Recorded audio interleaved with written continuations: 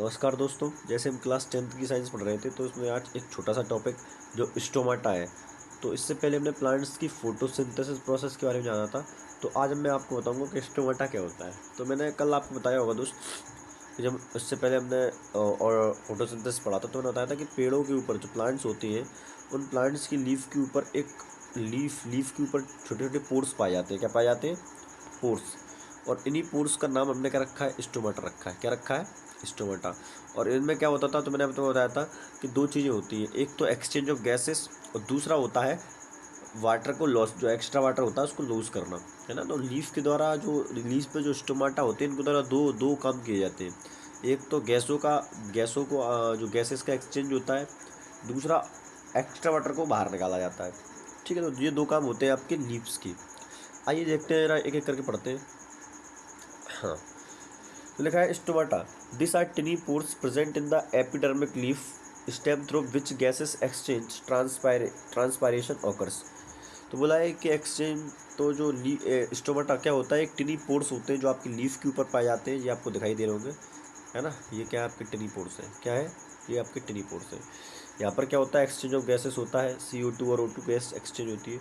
Loss of large amount of water during transpiration. अब देखो transpiration क्या होती है? ट्रांसपायरेशन उस प्रोसेस को बोलते हैं जिस प्रोसेस के द्वारा प्लांट्स अपना जो है एक्स्ट्रा वाटर लूज करते हैं, उसे ही बोलते हैं ट्रांसपायरेशन। क्या बोलते हैं? ट्रांसपायरेशन। अब opening and closing stomatal process, मतलब ये कब ओपन होते हैं, कब क्लोज होते हैं, तो इसके बारे में जान लेते हैं। The opening and closing of stomatal process are control by through turgidity of guard cells. तो ये किसकी तरह कंट्रोल किया जाता है? Guard cells. अब गार्ड सेल्स क्या होती है दोस्त, मैं आपको समझाता हूँ। नीचे अगर डायग्राम हो ये, तो देखो जैसे आपको दिखाई दे रहा होगा कि ये तो पोर्स रहा, ये पोर है। और इस पोर के आसपास देखो ये आपको दिखाई दे रही है ब्लैक ब्लैक स्ट्रक्चर, इन्हीं को बोलते हैं गार्ड सेल्स। तो ये गार्ड सेल्स क्या करते हैं? कंट्रोल करती हैं कि कब ये पोर्स खुलेंगे और कब ये पोर्स बंद रहेंगे। ठीक है, तो इन पोर्स का ओपनिंग और क्लोजिंग किसके हाथ में होता है दोस्त? तो ये होता है आपके गार्ड सेल्स के हाथ में। किसके सेल्स में? Guard cell. When a guard cell uptake water from surrounding cells, they swell to become turgidity body which enlarge the pores in between stomatal opening. मतलब कि जब अपने वाटर को स्वेल करती है तो क्या हो जाता है? इनलार्ज हो जाती है। क्या हो जाती है? इनलार्ज हो जाती है और स्टोमेटल ओपनिंग हो जाती है। मतलब जो है पोर्स इसके खुल जाते हैं। पोर्स क्या हो जाते हैं भाई? खुल जाते हैं। उसके बाद लगाए कि while the while when water is released they become flaccid shrinking and close the pores।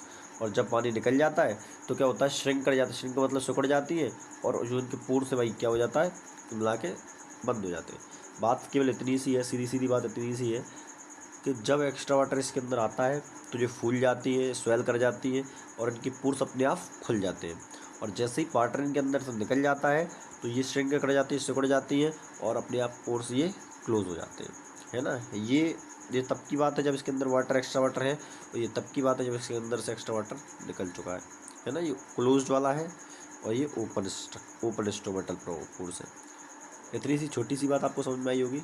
I hope मिलते हैं आपकी अगली क्लास में, तब तक के लिए धन्यवाद।